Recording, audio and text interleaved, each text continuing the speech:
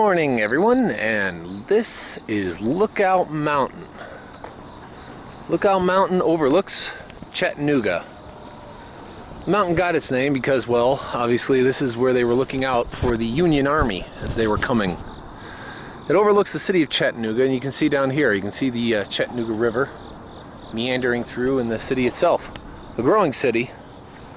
It's growing really, really rapidly. A lot of, Google's in the area, Amazon's in the area, a lot of Volkswagen plants in the area.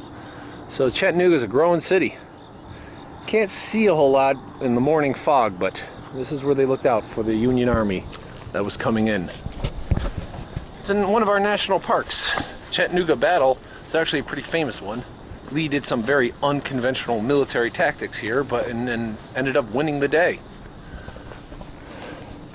Actually, it wasn't that close. He kind of utterly obliterated the Union. He just didn't destroy the army. But here now, on top of Lookout Mountain, it'd be hard to describe the mountain because you're talking tens of thousands of men and movements around a lot of the town. That's where I will start my day, from here, and we are moving on.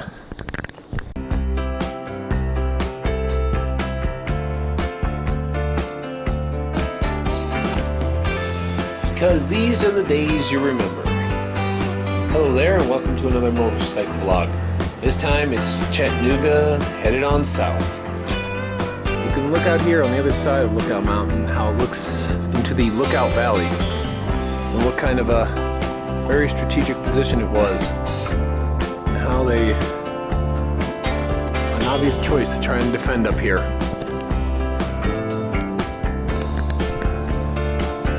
At this monument in the center, actually reminded me of something I've forgotten. Most of these monuments are to the Union victory here. Eventually, after the Battle of Chattanooga, the Union actually retreated into what is known as the city now, and they defended it. But eventually, they won a bunch of victories, securing this whole entire area. And it was from Chattanooga that Sherman begins his famous March to the Sea. And that's sort of the route I'm going to be taking.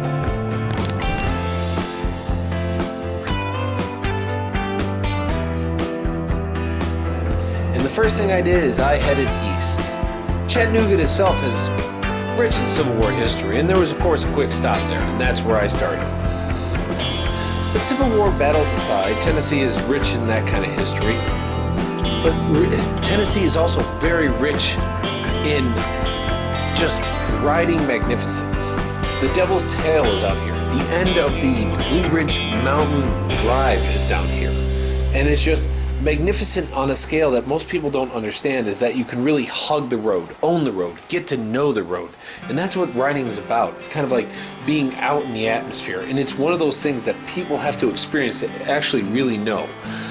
When you have a car, you don't really quite embrace the road like you do with a motorcycle. You're in the turns, you have to lean with the turns, you're out in the atmosphere, you're breathing the air, you're smelling the smells, you're seeing the sights, you're feeling it on a level that you just can't with a car. And that's the beauty of Tennessee, because it gets you to know it.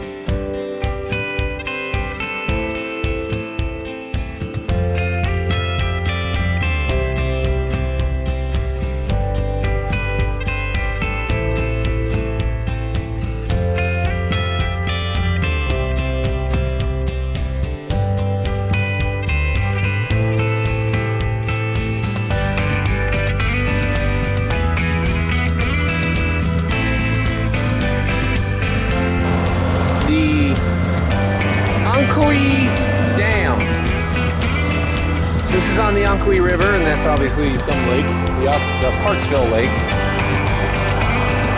Tennessee's got a lot of wilderness to it. Most people kind of like forget that because, well, it's been a couple hundred years since it was really considered a wilderness. But this is, again, the state where Davy Crockett came from. And it's actually got some really good riding. So let's begin.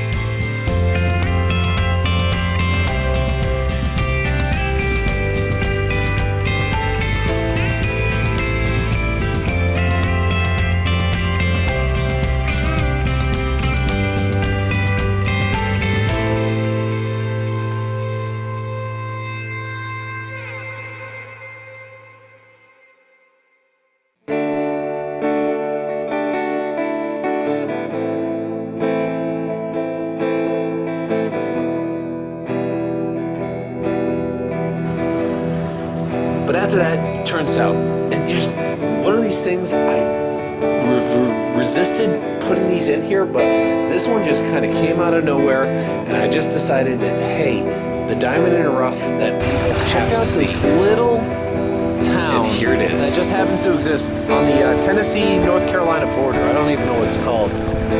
They got fresh produce, kind of some arts and crafts. Flea market. I mean, it's just kind of amazing that they that these kind of things exist. No idea anything about this place, but it's just kind of one of these things you just stumble upon. And they even got tacos and Mexican food, showing that truly that tacos and Mexican food have really kind of come a long way. Those restaurants are popping up everywhere. But it's been a great ride, and there's still more to see. Now I can't even, well, I can tell you exactly why, but jumbo boiled peanuts. Who would boil a peanut? Oh.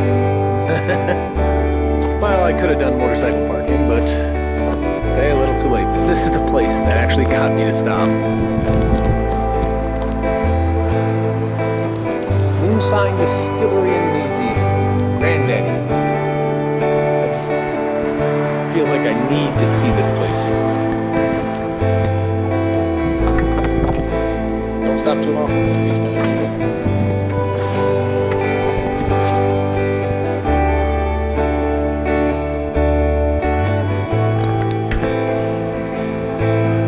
Actually, I worked in the brewing field. I worked for a brewery for 15 years. Actually, it's the bar from Coyote Ugly. I can't believe it. The guy actually purchased it and brought it here.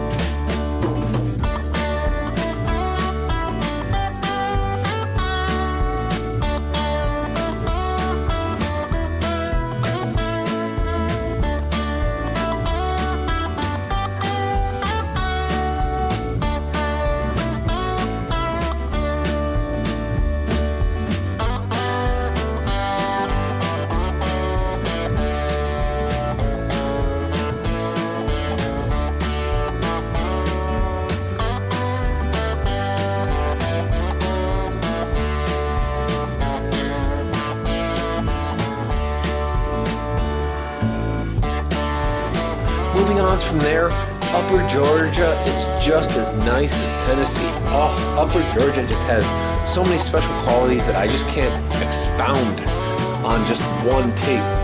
And I wish this could be like 30 minutes long, but some things just can't be. And it's just so enjoyable to love Upper Georgia. It's just one of those things that you have to experience to really know. Finding these trails, getting off the highway, experience it. You meet people, and it's just amazing that, you know, you're going through here and you're trying to talk to people, and you actually have that debate. Should I tell them I'm from New York? Should I tell them how many miles? What should I really let them know? And because you don't really want it to be about you. You want to talk to them about them and what it's like to be here. And that's always the debate I constantly have when going through these areas. But just enjoying the areas is just a one in a million thing. It's a gift to have. It's a gift to be able to do. It is just so amazing on so many levels. And these are the rides that you will never forget. I thank you for watching, and right on.